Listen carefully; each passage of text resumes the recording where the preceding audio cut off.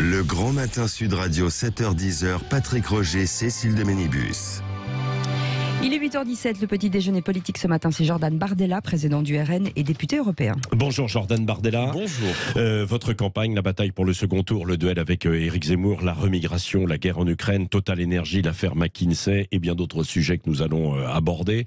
Alors commençons tout de même par le président ukrainien Zelensky, qui va s'exprimer cet après-midi en visio devant les parlementaires français. Finalement, Marine Le Pen, qui était un peu hésitante, et les députés RN devrait être présent.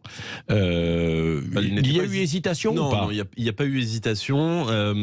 Marine Le Pen est en campagne présidentielle. Elle a un agenda évidemment très chargé, vous le savez. Elle s'est libérée de ses obligations pour pouvoir être à l'Assemblée nationale et écouter le président ukrainien avec l'ensemble des parlementaires. Est-ce que c'est un modèle de résistance pour vous? Oui, c'est un modèle de résistance. C'est-à-dire qu'il est toujours admirable de voir un chef d'État, même si vous me direz que c'est le travail et c'est le job d'un chef d'État de défendre les intérêts de son pays, qui plus est lorsque celui-ci est menacé, lorsque celui-ci est en guerre. Personne ne sait jusqu'où va aller Vladimir Poutine.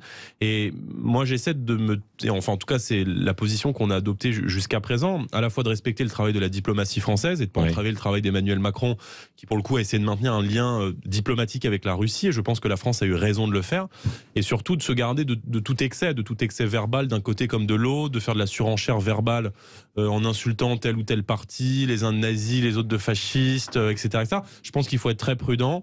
Parce que en géopolitique, si c'est pas la diplomatie, c'est la guerre. Bon, la France n'a aucun intérêt à entrer en guerre avec la Russie. Il est évident de rappeler que deux puissances nucléaires qui se feraient la guerre, alors ça serait la destruction mutuelle. Donc il faut maintenir une pression diplomatique sur la Russie.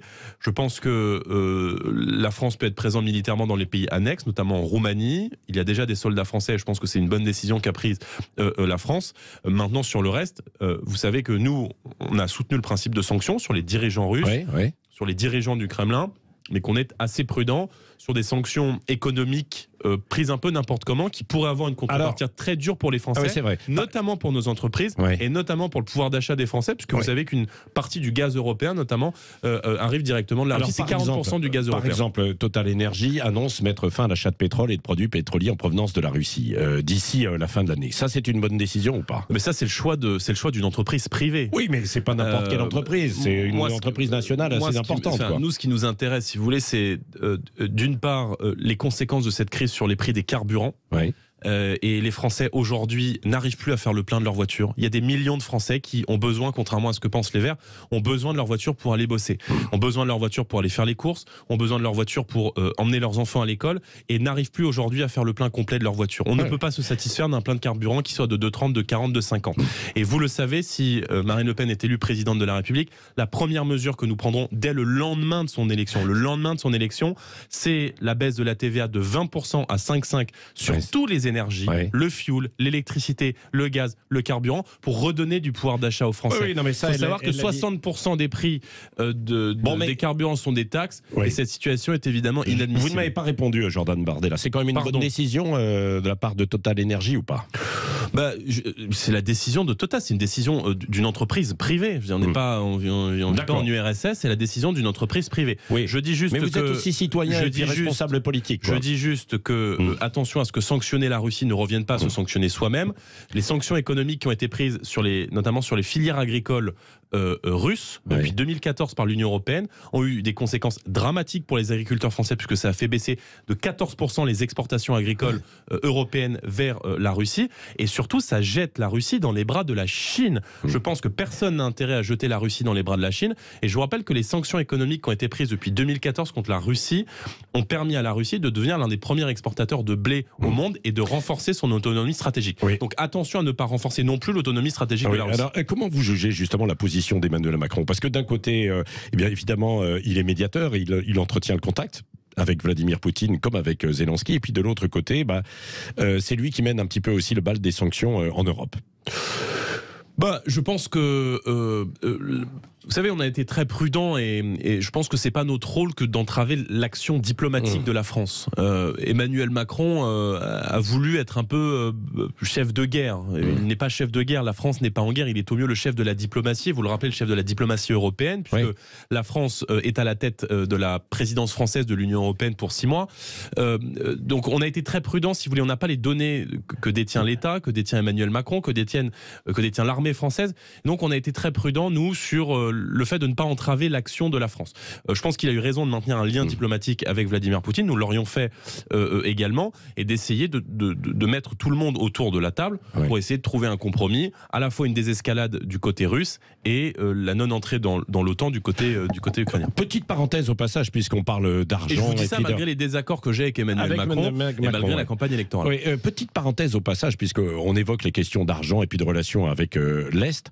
Les questions d'argent pour le Rassemblement national, où en êtes-vous ? C'est-à-dire ? Les questions d'argent, c'est-à-dire votre emprunt pour financer en fait votre campagne, et puis il y avait des relations à un moment donné avec les banques russes également, non ? Non, il y a pas eu de. On a souscrit un prêt en 2015 lors des élections régionales auprès d'une banque tchéco-russe, d'une banque, pas du Kremlin, donc d'une banque tchéco-russe, parce que nous n'avions trouvé aucune banque française ni aucune banque européenne qui acceptait de jouer le jeu de la démocratie et de prêter au Rassemblement national. Et Marine Le Pen a été la seule candidate en 2017 à ne trouver aucun prêt bancaire. Donc nous avons trouvé un prêt auprès d'une banque européenne pour financer la campagne présidentielle. Mais c'est vrai que c'est une campagne aussi qui fonctionne à l'économie. On a fait le choix d'une campagne de proximité.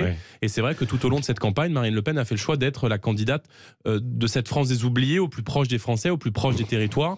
Et les sondages la donnent aujourd'hui qualifiée pour le second tour. Si les Français votent, alors elle gagnera cette élection présidentielle. L'enjeu, c'est la mobilisation sur les sondages. Ça n'a pas toujours été nos le cas. Électeurs. Jordan Bardella, pour une fois, vous appuyez sur les Pourquoi sondages. Vous dites ça ça n'a pas toujours été le cas. Je vous ai entendu ou parfois dire attention, ne croyez pas aux sondages quand on donnait Emmanuel Macron vainqueur. Non, je dis que ceux qui tentent de faire croire aux Français que l'élection est déjà jouée leur mentent.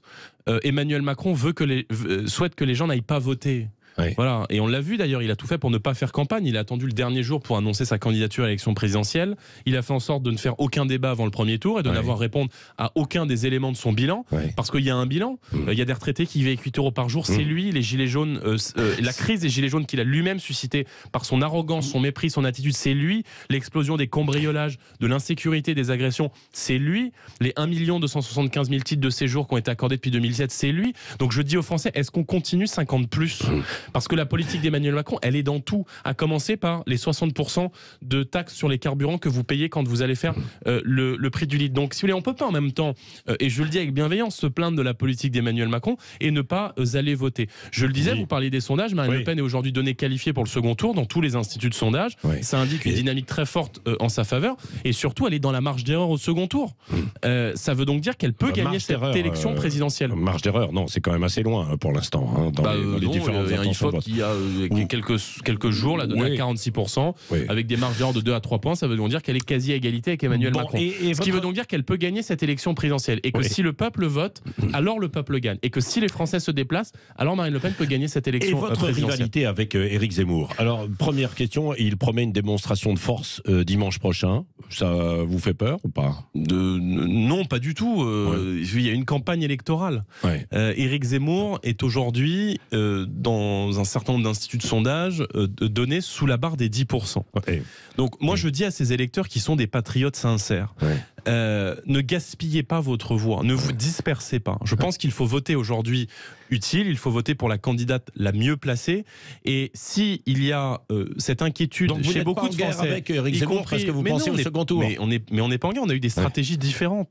Éric Zemmour, il a fait le choix de porter un témoignage dans cette élection présidentielle. Il n'a pas été très sympa avec Marine Le Pen dans ses déclarations. Mais si vous voulez, ça c'est la campagne électorale. D'accord. Mais je pense que ces électeurs sont des patriotes sincères, et je pense que ces électeurs ne veulent pas de la réélection d'Emmanuel Macron. Or, s'ils ne veulent pas de la réélection d'Emmanuel Macron, il faut voter pour la candidate la mieux placée, qui défend leurs idées, qui peut arriver au second tour, c'est-à-dire Marine Le Pen, et qui peut battre Emmanuel Macron. Aujourd'hui, il faut se résoudre au fait que Éric Zemmour ne peut pas se qualifier pour le second tour. Enfin, je veux dire, Marine Le Pen est donnée à 20, Éric Zemmour est donné à 9. Donc, si vous voulez, à moins d'une remontada en 24 heures, ce qui est impossible, il ne se qualifiera pas pour le second tour.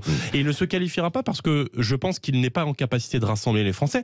Et surtout là, avec sa proposition, par exemple, de ministère de la rémigration propositions. Vous mais pensez voyez, qu'il divise ou non, vous mais pensez qu'il essaie justement de faire des propositions entre guillemets, je mets bien entre guillemets, innovantes, quoi? Non, c'est pas des propositions innovantes. Je veux dire, reprendre les propositions du Parti de la France de Thomas Joly, je pense que c'est pas innovant. Je pense en revanche que aujourd'hui, Éric Zemmour est dans un toboggan dans les sondages, sa campagne patauge, et qu'il essaie de trouver des propositions les plus radicales, les plus démagogiques possibles pour essayer de se distinguer. Il n'y a pas de ministère de la remigration. Je veux dire, le ministère qui s'occupe de l'immigration en France, je parle pas de la remigration, je parle de l'immigration en France, ça s'appelle le ministère de l'Intérieur. Bon, or nous, on a des propositions très concrètes à faire là-dessus. Éric Zemmour a porté un témoignage, je le disais, mais que propose-t-il sur le pouvoir d'achat? Lui qui expliquait il y a quelques mois que c'était pas le sujet du président de la République que de s'occuper de la question du pouvoir d'achat. Bon. Lui qui, comme Emmanuel Macron, propose de reporter l'âge de départ à la retraite à 65 ans. Donc, je veux dire, je pense le fait de ne pas avoir pris en compte cette inquiétude des fins de mois difficiles des Français, il est aujourd'hui en train de le payer dans les sondages. Nous, on a toujours marché sur nos deux jambes et fait en sorte de répondre à la fois à la question de l'inquiétude de la fin de la France pour beaucoup de Français qui se sentent étrangers sur leur propre sol dans beaucoup de quartiers avec des propositions concrètes sur la sécurité, sur la lutte contre l'islamisme, sur l'immigration et en même temps des réponses très concrètes sur le pouvoir d'achat pour rendre dès notre élection 150 à 200 euros de pouvoir d'achat et d'emploi. Jordan Bardella, qu'est-ce que vous pensez de cette proposition autour du RSA du président de la République qui est revenu un petit peu avec ses ministres sur les modalités, quoi, c'est-à-dire avec de la contrepartie là aussi c'est un vieux totem. Je veux dire, la contrepartie du RSA c'est l'exigence d'une formation. Cette exigence d'une formation, elle existe déjà dans la loi depuis longtemps. Moi, j'entends qu'il y a un ras-le-bol auprès d'une forme d'assistanat aujourd'hui en France. Je pense qu'elle est minoritaire. Je veux dire, les bénéficiaires du RSA, c'est quasiment 2 millions de personnes en France. Ça a baissé un peu ces 6 derniers mois. En réalité, le taux d'assistanat parmi les bénéficiaires du RSA, il est assez minoritaire. Donc oui, il y a une lutte à mener contre la fraude. Et vous savez que la première mesure que nous souhaitons prendre, ça permettra de faire des économies dans le budget de l'État, c'est la priorité nationale, c'est-à-dire de réserver l'ensemble des aides sociales aux Français et notamment le RSA. Vous vous souvenez que Charles Pras, le magistrat que vous aviez reçu, je crois, qui a écrit un bouquin qui s'appelle Le cartel des fraudes, dans lequel il pointe un certain nombre de dérives et notamment d'abus. Il y a le train de vie des délinquants en banlieue qui ont des belles voitures et qui pour beaucoup bénéficient de prestations sociales.